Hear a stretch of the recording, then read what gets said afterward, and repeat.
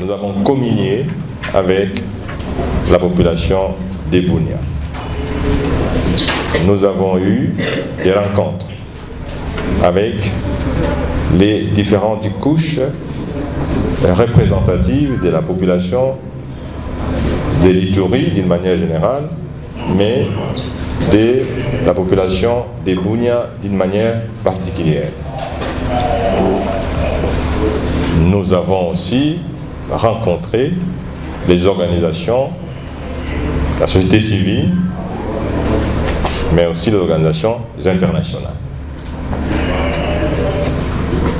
Maintenant, nous sommes avec la presse. Qu'avons-nous retenu de notre séjour, de tous les contacts? 1. La paix et la sécurité. L'insécurité qui règne dans la province de l'Ituri, le manque de paix constitue le premier élément que la population stigmatise. L'absence de paix, l'absence de la sécurité. Et donc pour ça, nous avons promis à cette population de pouvoir travailler en tant que sénateur de manière à ce que le gouvernement soit sensibilisé sur cette question. Mais nous avons aussi promis, en tant que candidat président de la République, d'insérer dans notre programme, nous l'avions déjà fait d'ailleurs, mais nous avons souligné le fait que la paix et la sécurité aura une attention particulière. Ituri est isolé. Ituri est enclavé. Et pour ça, nous avons promis aussi de travailler pour que Ituri bénéficie d'un appui logistique, d'un appui financier pour désenclaver cette province avec des moyens de transport adéquats. Troisième élément, c'est la prise en charge par le gouvernement central des préoccupations de la province de l'Ituri.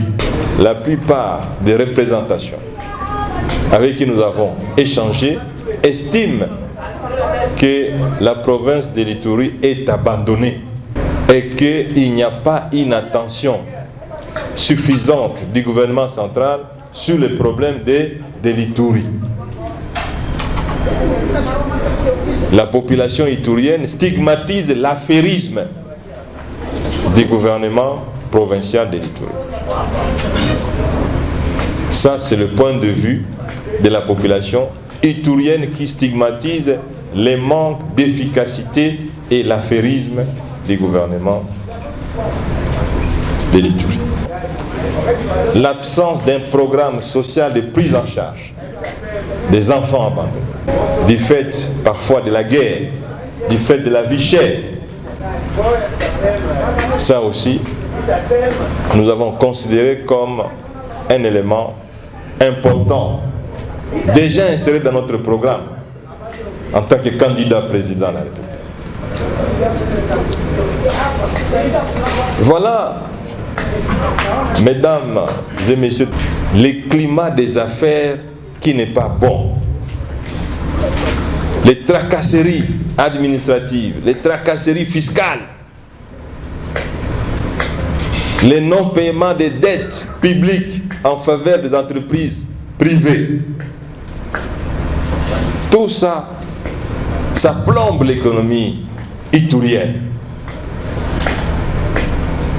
Évidemment, comme vous pouvez vous en douter, en tant que candidat président d'un parti qui pèse au niveau national, les LGD, Leadership et Gouvernance pour le Développement, ces partis qui représentent l'un des grands partis de l'opposition aujourd'hui, je ne pouvais pas ne pas parler du LGD. Chers amis, mesdames et messieurs de la presse, je ne vous en prends rien. Je dis que le LGD est une solution au problème de l'Ituri. Le LGD est une solution au problème de la RDC. Et j'ai évoqué aussi ma candidature à la présidentielle de décembre 2023, fondée sur mes réalisations concrètes, et toute la population iturienne a reconnu que je suis un candidat fondé sur les réalisations concrètes. La population iturienne m'a rappelé la stabilité légendaire du taux d'échange du franc congolais par rapport au dollar américain. La population iturienne est nostalgique. Elle m'a même demandé pourquoi je n'ai pas donné les secrets de la stabilité du taux d'échange à ceux qui m'ont succédé.